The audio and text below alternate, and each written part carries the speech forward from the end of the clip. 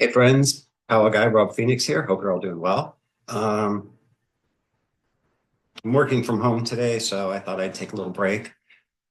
Just talk to you guys. I'm really feeling inspired about spring and the work that I want to do this year out in the garden. We don't have the same plot for the vegetable garden this year. Uh, so we're going to try and figure something else out. We don't have a huge piece of land, so we really have to be um, intentional about what we plant where. But I kind of have an idea of where we might be able to clear, relocate the decorative plants to another space and then put vegetables there. We'll see. Uh, so that's that. I also have created an outdoor circle with stones. It's only like 6 foot by 6 foot, like if you were going to draw a plus in it. But that's all the space I had for it where I put it.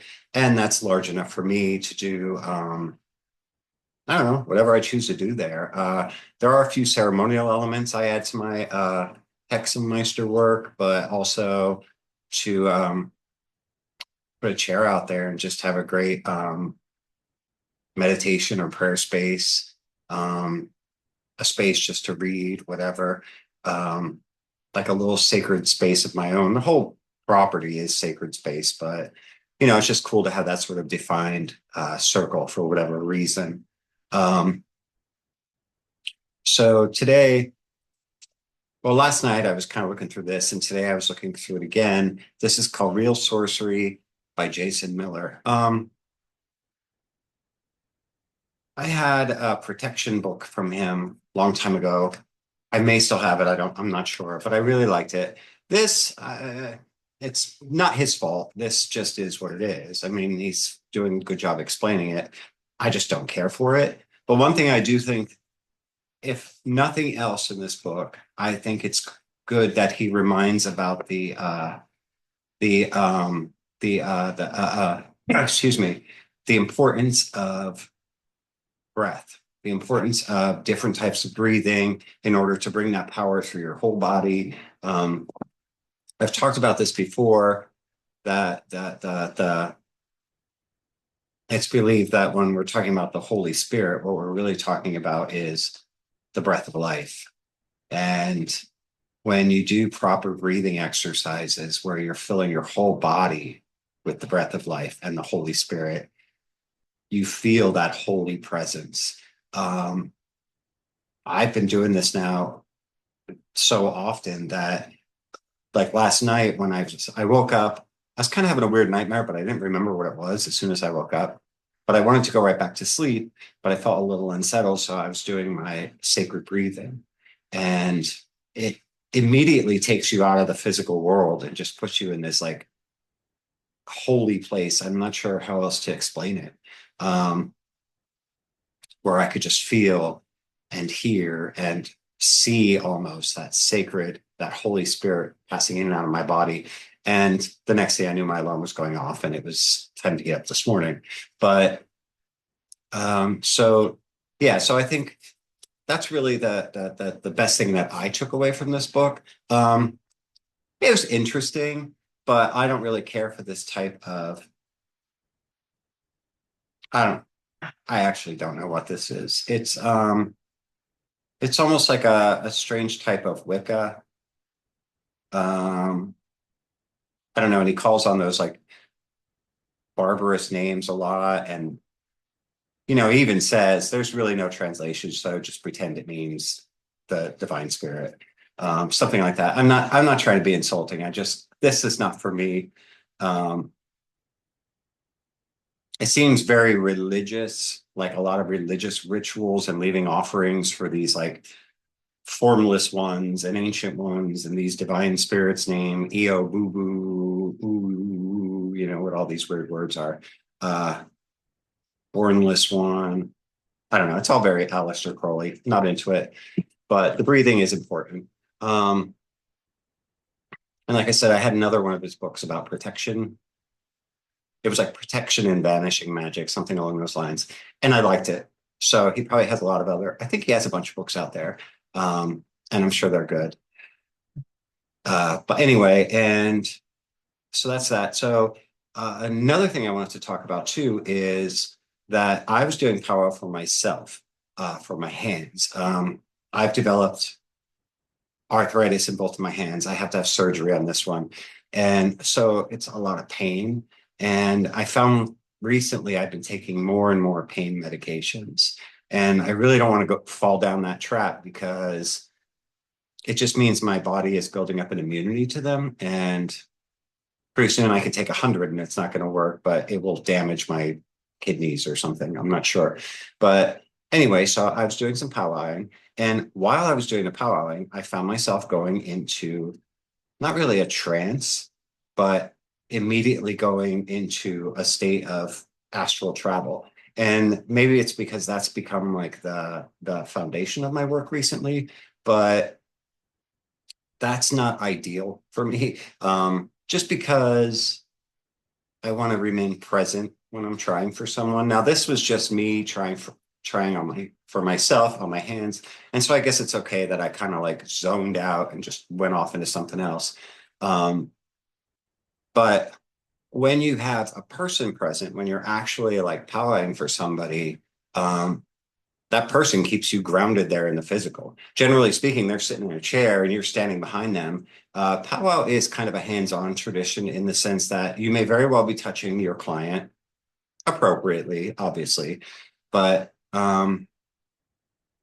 like even in John George Holman, it says, in all cases of healing, the hands must be placed upon the bare skin.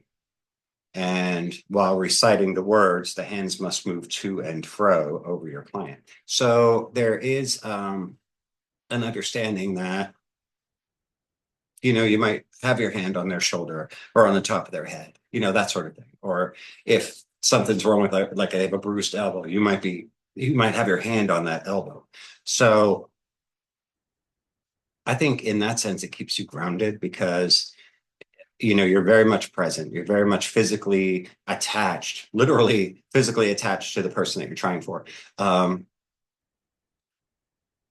yeah, there you go. So I think it's okay in a sense that if you're by yourself, trying for yourself, and you just zone out and go into some other kind of spiritual, psychic, magical sorcery practice that you do, that's okay. I think that's fine. But yeah, definitely want to try and stay present when you're working with and for um, friend, family member, client, whatever patient.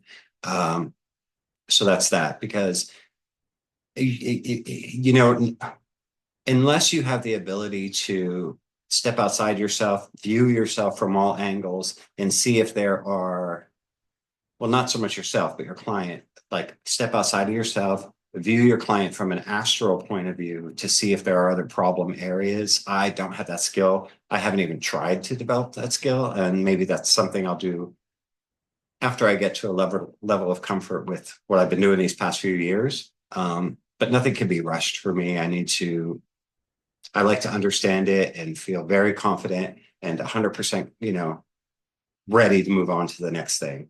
But you might be different. So if any of you has experience, like,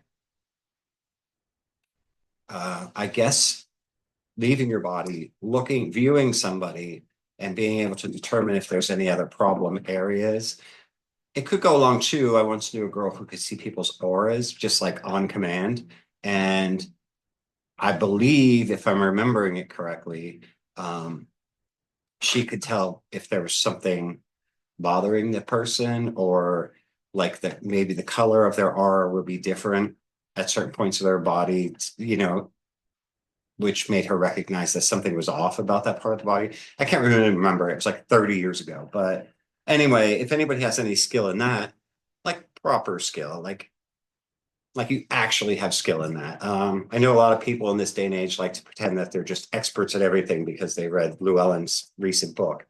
But I don't want teachers like that. I want teachers who actually have uh, experience, like years of experience and vast knowledge, and just like they've devoted themselves to this. I don't like these eclectic, just catch all, like, yeah, I'm a master of this and this and this and this. Yeah, I'm not interested in that. But if there is somebody out there who, or even has a recommendation of an author or something that seems worthy, then, let me know. That's it. Yeah, this was just a hodgepodge of blah, blah, blah today. But at least here in South Central Pennsylvania, it's time to start thinking about um, what you're going to do out in your gardens this year. Like, I am so excited for spring. I love spring. I love when I start seeing the green on the trees because it just gives you that hope, like life is coming back and it's going to be warm again and sun and long days and we're going to be outside and it's just going to feel good and all will be right in the world again. So I'm looking forward to that feeling. Usually by the end of March, first week of April, I start working outside to clear away whatever muck is left over from the winter. I see there's still, no matter how much we do in the fall, um, there's still a lot of like leaves and such out there that you kind of want to leave over the winter in case like animals or whatever have to get warm. But and some of that breaks down and becomes part of the soil for the spring. But a lot of it can be raked up and just cleaned up, as soon as the very early springtime hits. And yeah, it'll be fun. I'm going to start planting my herbs, which I grow herbs every year and I let them die. I don't know why I do that. I don't know. There's so much work. Herbs are so much work, to like harvest them at just the right time and dry them out properly and such. And like I can do all of that. It's just that you plant everything and the vegetables and everything starts growing and then the weeds take over and you just kind of, you give up and you let nature win. All right. So that's that. I have to get back to work. Hope everyone's doing well. I hope you enjoy the rest of your day. And if you have any questions or whatever, leave them down in the commentary section. And if you do know a person that's very good with like diagnosing a condition through some psychic means or other, let me know. That's it. God bless you guys. Love you. We'll talk again soon.